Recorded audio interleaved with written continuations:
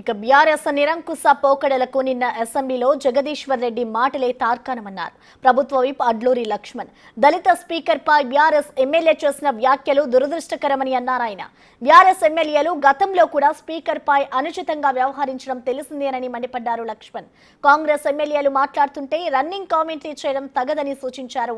ప్రభుత్వ విప్ లక్ష్మణ్ దళిత స్పీకర్ ని కించపరిచినందుకు కూడా బీఆర్ఎస్ పార్టీ లీడర్లు నిరసన చేయడం విషాదకరమని అన్నారు. ఆయన తెలంగాణ ప్రజలు అన్ని గమనిస్తున్నారని, రానున్న రోజుల్లో ప్రజలే బీఆర్ఎస్ కి తగిన గుణపాఠం చెబుతారని ఆగ్రహం వ్యక్తం చేశారు.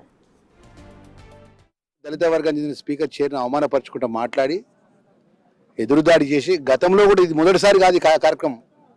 గతంలో కూడా హరీష్ రావు గారు ఏం చేసిండు మీ అందరూ తెలుసు, మొత్తం మీడియా మొత్తం సాక్ష్యం ఉన్నది.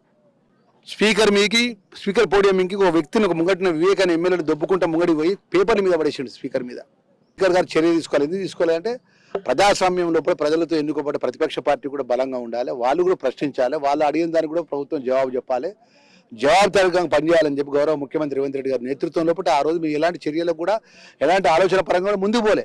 ఈరోజు ఏమైతే మితిమీరిపోతుంది అది.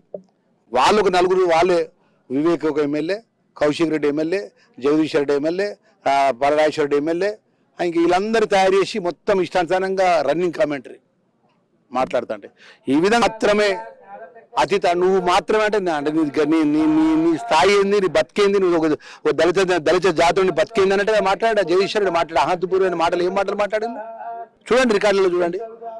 మీరు 14 నెలలకెళ్ళి మీరు చేసే అరాచకాలు మొత్తం ప్రజల ముందు పెడతాం వీడియోలని.